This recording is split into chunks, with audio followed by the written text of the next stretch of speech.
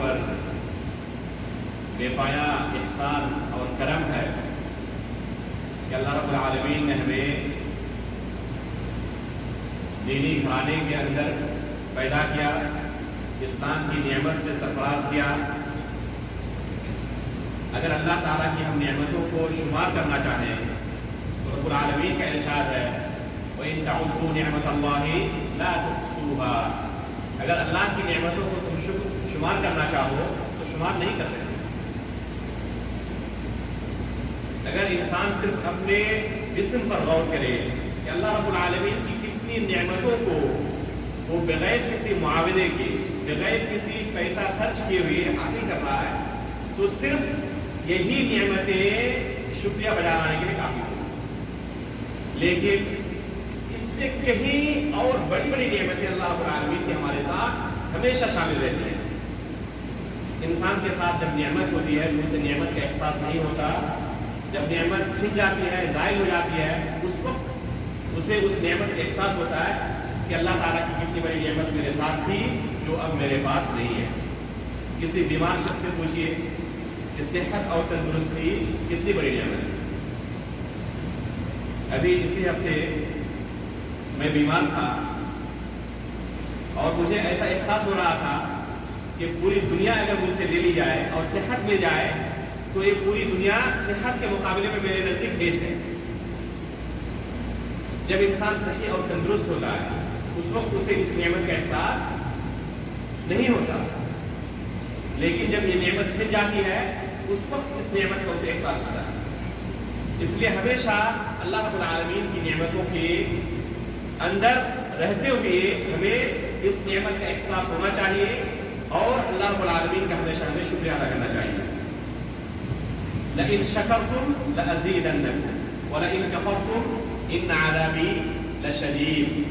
رب العالمین کا ارشاد ہے کہ اگر نعمتوں پر تم شکریہ ادا کرو گے تو میں مزید تمہیں اور نعمتیں ادا کروں گا، لیکن اگر تم نے ناشکری کی، جیسے کہ بہت سارے لوگ آپ دیکھیں گے نعمتوں کی قدر نہیں کرتے اور ناشکری کرتے ہیں، ہمیشہ زبان پر شکایت رہتی ہے، یہاں تک کہ بسا اوقات کوئی مصیبت نازل ہوتی ہے تو بعض لوگ یہ کہتے ہوئے سنے جاتے ہیں کہ اللہ رب العالمین کو میں ہی ملا تھا اس مصیبت کے لیے، نعوذ باللہ من ذالک۔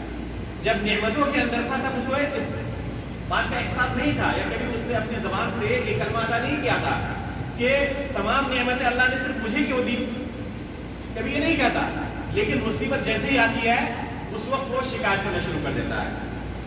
تو اللہ رب العالمین کی نعمتوں کے اندر رہتے ہوئے نعمت کا احساس ہونا چاہیے، اس پر شکریہ ادا کرنا چاہیے اور مزید اللہ تعالیٰ سے اس نعمت کی باقی رہنے کی دعا کرنی چاہیے۔ ان تمام نعمتوں کے اندر اگر ہم شمار کریں تو ایک عظیم نعمت ہے اسلام کی نعمت کہ اللہ تعالیٰ نے ہمیں مسلمان بنایا، اور پھر مسلمان بنانے کے ساتھ ساتھ آخری نبی پیارے نبی کریم صلی اللہ علیہ وسلم کا ایک امتی بنایا، جو کہ نبی کریم صلی اللہ علیہ وسلم کا امتی ہونا صرف ہمارے لیے فخر کی بات ہے۔ اللہ کے نبی صلی اللہ علیہ وسلم پوری دنیا کے اندر جتنے بھی انبیاء کرام آئے تمام کے سردار ہیں، جیسے کہ خود آپ صلی اللہ علیہ وسلم نے بیان فرمایا انا سید ولد آدم ولا فخر، میں بنی آدم کا سردار ہوں، اور اس میں کوئی فخر کی بات نہیں ہے۔ اللہ تعالیٰ نے یہ مقام و مرتبہ نبی پاک صلی اللہ علیہ وسلم کو عطا فرمایا ہے۔ آپ صلی اللہ علیہ وسلم کے توسط سے ہمیں یہ دین ملا ہے، ہمیں یہ شریعت ملی ہے، ہمیں ہدایت ملی ہے۔ اگر ہمارے اسلاف نے آپ صلی اللہ علیہ وسلم کے بتائے ہوئے دین کو ہم تک نہ پہنچایا ہوتا تو پتہ نہیں آج ہم کس حالت میں ہوتے۔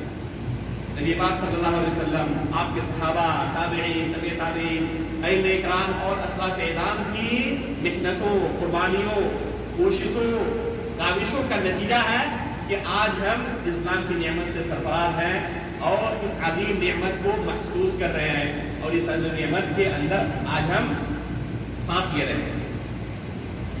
نبی پاک صلی اللہ علیہ وسلم کا مقام و مرتبہ اگر صرف اسے ہی بیان کرنے شروع کیا جائے تو گھنٹوں چاہیے۔ میں بعض چیزیں انشاءاللہ آج آپ کے سامنے رکھنے کی کوشش کروں گا تاکہ ہمیں احساس ہو کہ ہم کن عظیم نعمتوں کے سائے تلے سانس لے رہے ہیں۔ آپ صلی اللہ علیہ وسلم کی زندگی میں ایک واقعہ بہت ہی اہمیت رکھتا ہے، وہ واقعہ ہے معراج کا واقعہ۔ اکثر و بیشتر لوگوں نے واقعہ سنا ہوگا، ہم واقعات تو بہت سنتے ہیں لیکن ان واقعات سے درس نہیں لیتے، ان واقعات سے کچھ سیکھنے کی کوشش نہیں کرتے۔ آج معراج کے واقعے سے ہم کچھ سیکھنے کی انشاءاللہ کوشش کریں گے اور اس پر عمل بھی انشاءاللہ کرنے کی کوشش کریں گے۔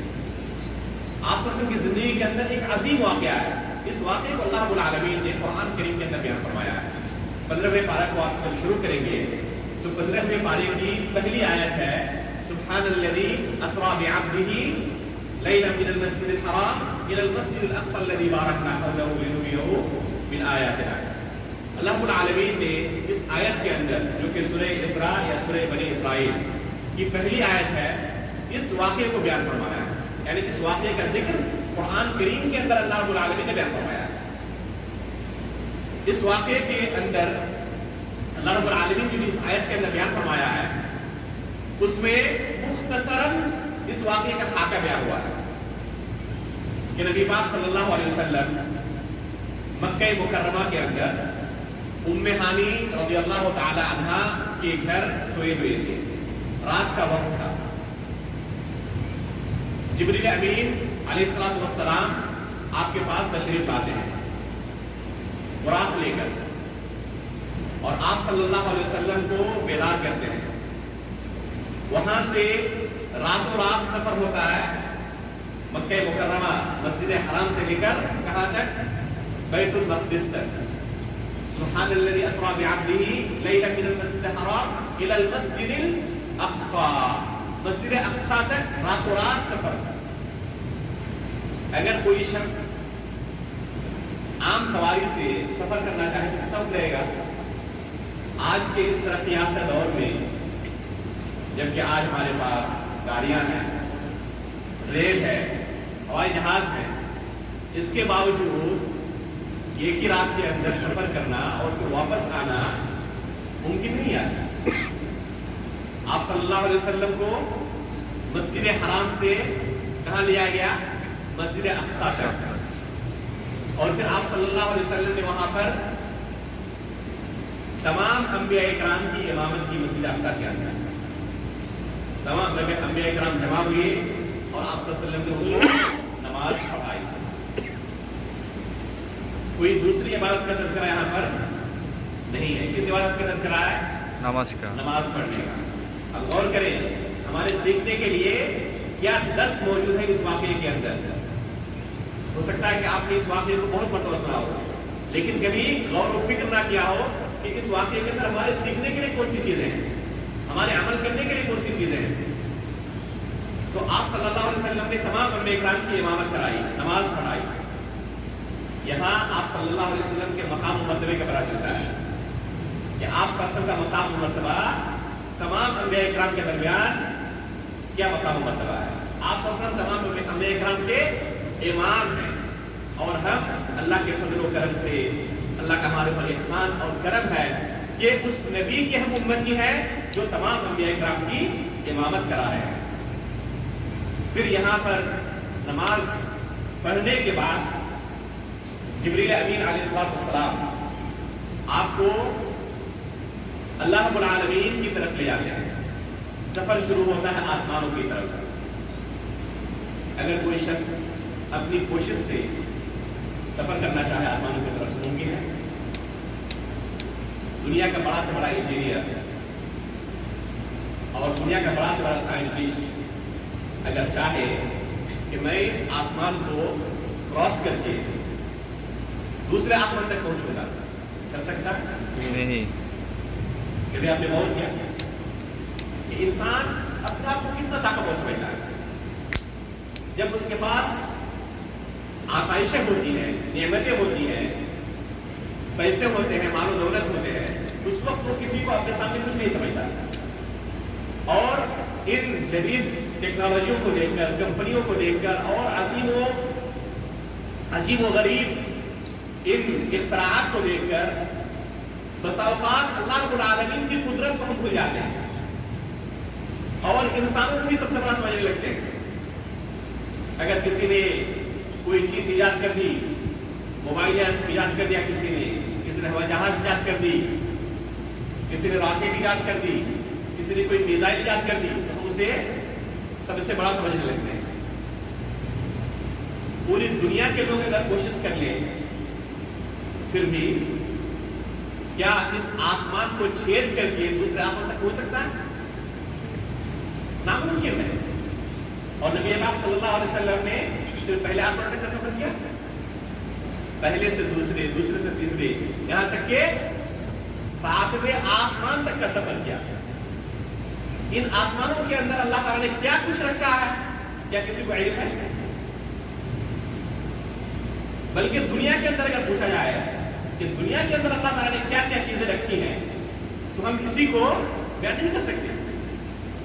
اللہ رب العالمین نے قرآن کریم کے اندر ایک آیت کے اندر اس چیز کا ہمیں احساس دلایا کہ اللہ کا علم، اللہ کی قدرت، اللہ کی طاقت کے سامنے انسانوں کی قدرت، انسان کا علم کتنا ہیچ ہے، کتنا چھوٹا ہے. ذرا اس آیت سے سمجھنے کی کوشش کریں. اگر ہمیں کہا جائے کسی ایک درخت کے بارے میں کہ اس درخت کے اندر کتنے پتے ہیں، ذرا گن کر بتا سکتے ہیں؟ ایک گھنا درخت ہو، بڑا درخت ہو، اگر کسی کو کہا جائے کہ اس درخت کے پتوں کی تعداد کیا ہے وہ بتاؤ، تو شاید کہ اپنی زندگی گزار کر بھی ہم صحیح تعداد نہ بتا سکیں. چلیے ایک درخت کی بات ہوئی، اگر پورے محلے اور پورے گاؤں کی درختوں کی بات اگر کی جائے کہ پورے درخت گاؤں کے اندر جتنے درختے ہیں ان کے اندر کتنے پتے ہیں، کوئی کہہ سکتا ہے؟ پورے ملک کے اندر، پوری دنیا کے اندر ناممکن، کسی کے لیے بھی ناممکن. قرآن کریم کے اندر اللہ تعالیٰ ارشاد فرماتا ہے وَمَا تَسْقُطُ مِن وَرَقَةٍ إِلَّا يَعْلَمُهَا.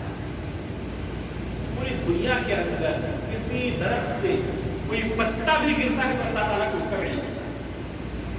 کوئی پتا بھی اگر گرتا ہے تو اللہ تعالیٰ کو اس کا بھی علم ہوتا ہے. یہ دنیا کتنی بڑی ہے.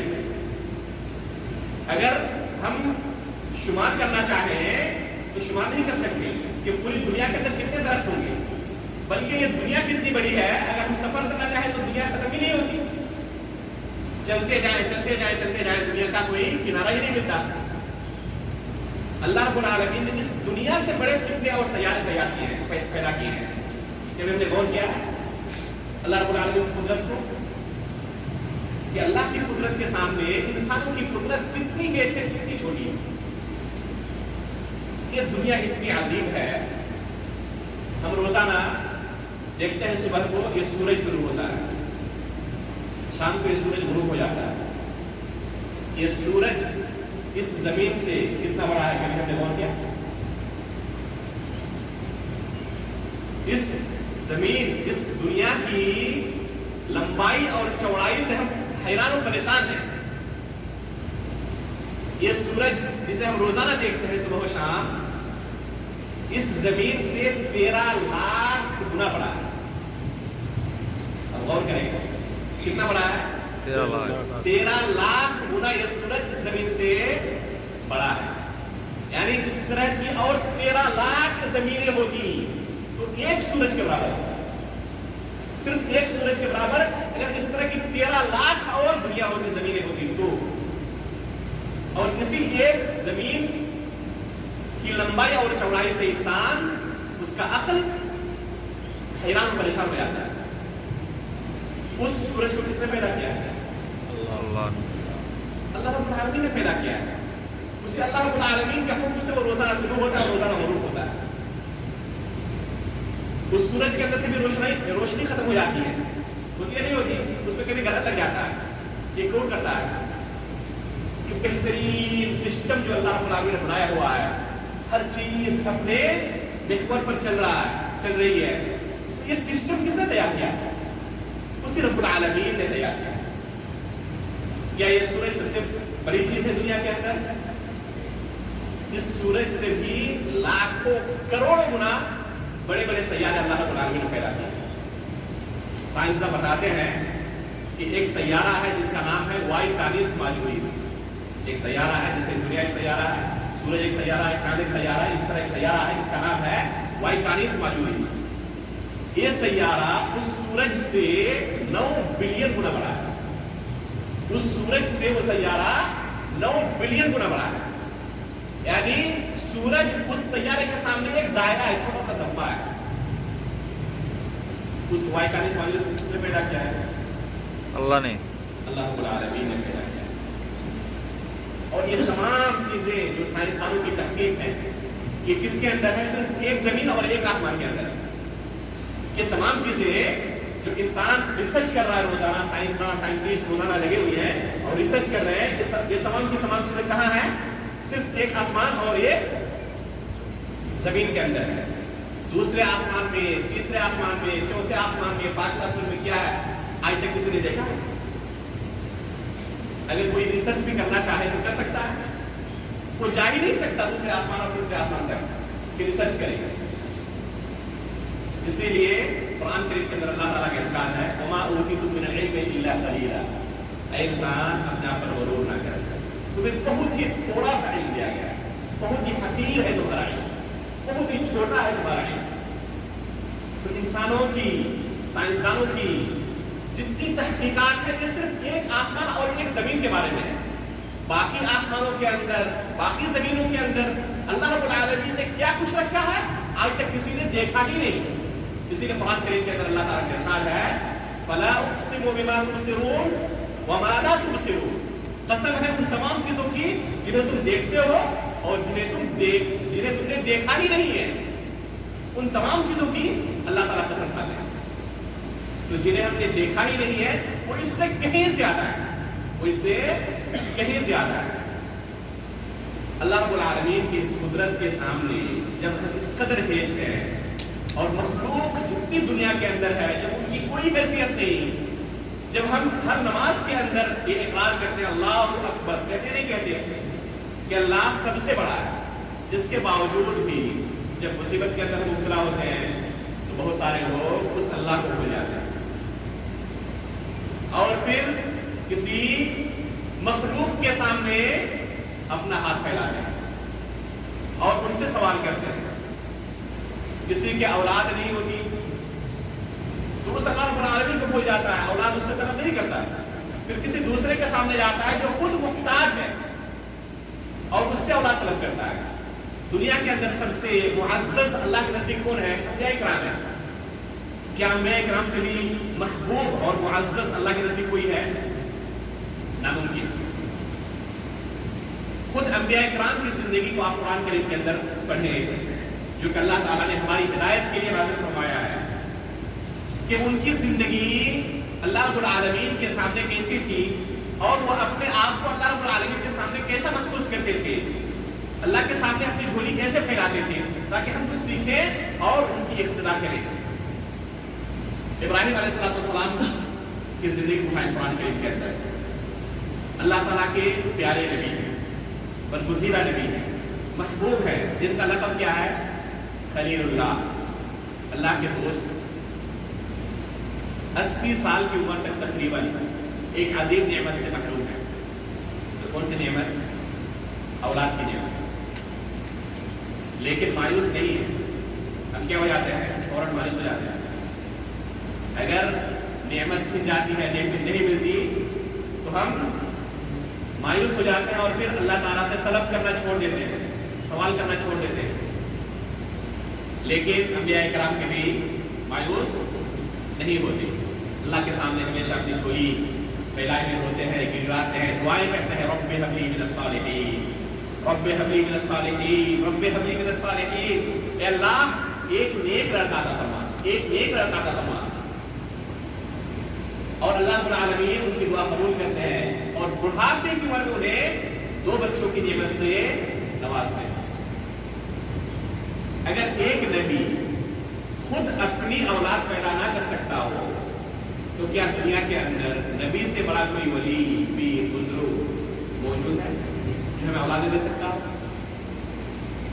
तो अल्लाह रब्बुल आलमीन की कुदरत का हमें एहसास होना चाहिए कि अल्लाह रब्बुल आलमीन अगर चाहे तो सब कुछ हमारे लिए आसान है।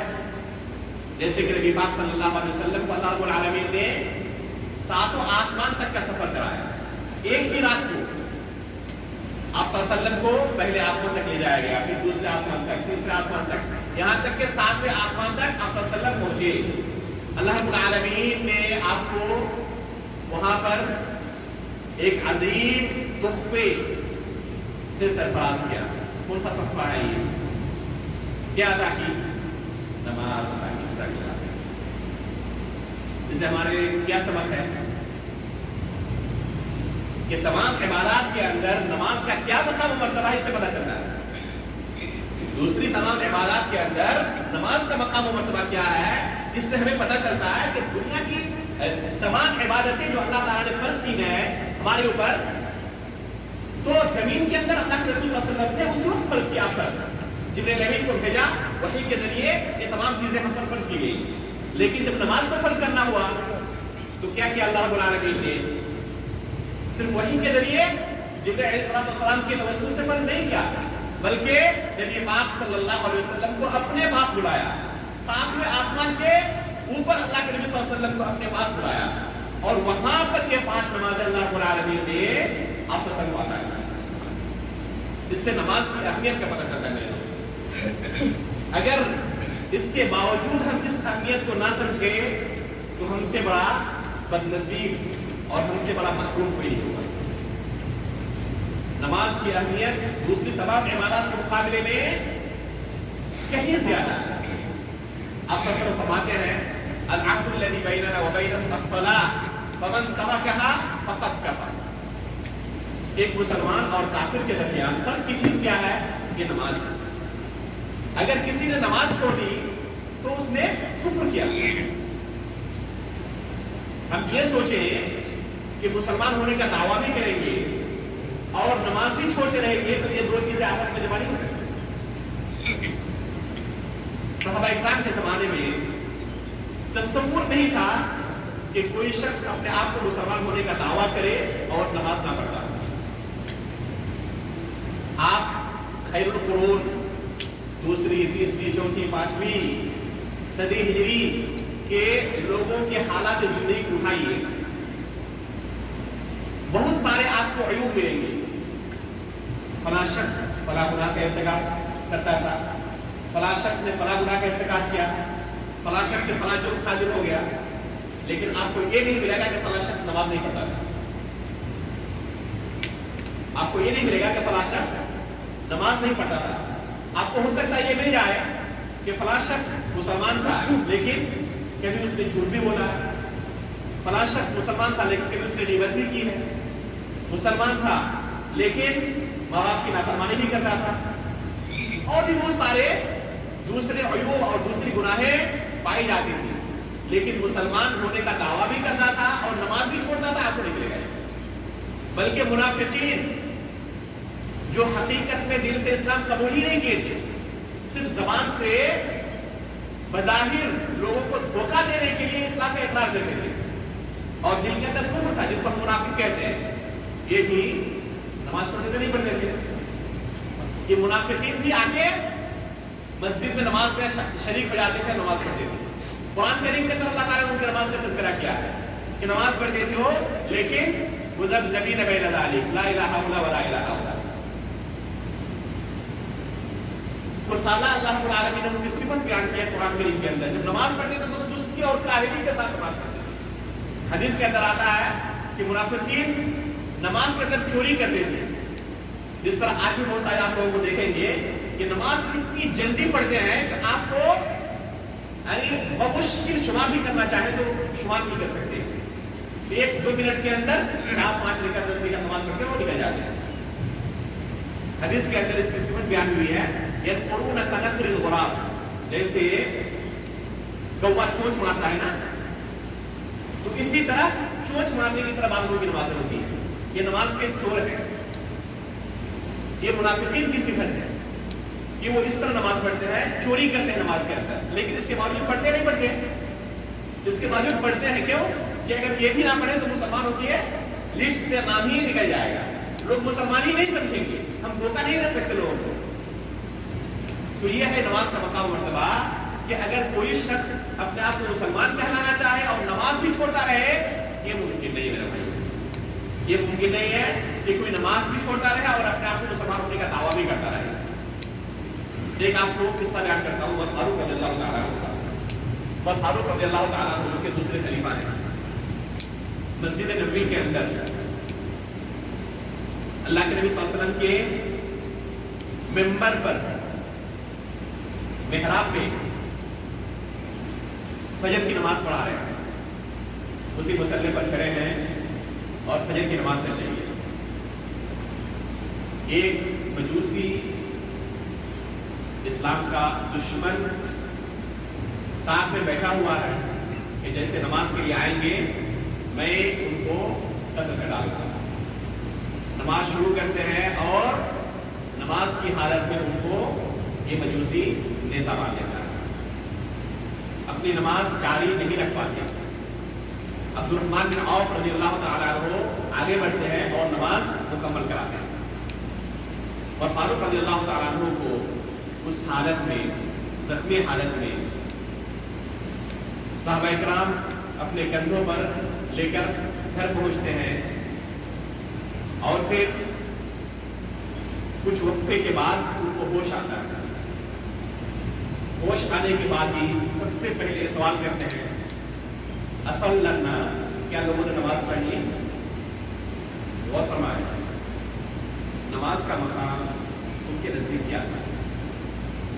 جسم سے خون جاری ہے,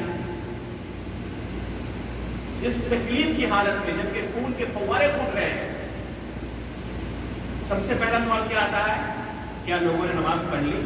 جب کہا جاتا ہے نماز پڑھ لی تو پھر اس حالت میں پانی منگاتے ہیں, وضو کرتے ہیں اور نماز پڑھتے ہیں. بسم بن مخرمہ رضی اللہ تعالیٰ عنہ فرماتے ہیں کہ بعد والے دن یا پھر اس کے بعد والے دن میں ان کے پاس, ان کے گھر میں فجر کی نماز کے لیے گیا کہ نماز کا وقت ہو گیا ہے, فجر کا وقت ہو گیا ہے تو تاکہ نماز پڑھ لے. اس حالت میں آج ہم صحت اور تندرستی کی حالت میں نمازیں چھوڑ دیتے ہیں اور میں خیال نہیں رکھتا صحت اور تندرستی کی حالت میں ہم نے کتنی نمازیں ترک کر دی, اس کا ہم نے کبھی محاسبہ نہیں کیا. اور عمر فاروق رضی اللہ تعالیٰ عنہ کچھ وقفے کے بعد, کچھ وقت کے بعد ان کو وفات ہو رہی ہے جسم سے پورا خون نکل جانے کی وجہ سے. اس حالت میں کیا فرماتے ہیں, نعم لا خف فی الاسلام لمن ترک الصلاۃ, یقیناً میں اس حالت میں بھی نماز کے لیے جاؤں گا اور نماز پڑھوں گا, کیونکہ جس نے نماز چھوڑ دی اسلام کے اندر اس کا ذرہ برابر کوئی حصہ باقی نہیں بچتا ہے. اگر کسی نے نماز چھوڑ دی تو اسلام کے اندر اس کا کوئی بھی حصہ باقی نہیں بچتا ہے. اگر اپنے آپ کو مسلمان کہلانا چاہتے ہیں تو نماز قائم کرنی پڑے گی. اس کے بغیر بھی ہم یہ خوش فہمی کو چلا رہے ہیں کہ ہم تو مسلمان ہیں تو دعوے سے صرف کچھ نہیں ہوتا. حقیقت میں مسلمان ہو کر ہمیں جینے کی بھی ضرورت ہے. جو اللہ رب العالمین نے ہمارے لیے لائحہ بنایا ہے, جو دستور بنایا ہے, اس کے مطابق چلنے کی بھی ضرورت ہے. اس لیے اس نماز کی اہمیت کو ہمیں سمجھنے کی ضرورت ہے میرے بھائی.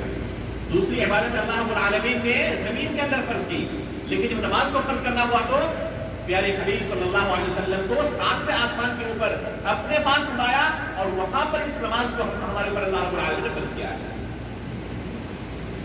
خود نبی کریم صلی اللہ علیہ وسلم کی زندگی کے آخری لمحات کو آپ یاد کریں, اس آخری لمحے کے اندر بھی آپ صلی اللہ علیہ وسلم نے نماز کی کتنی اہمیت کی.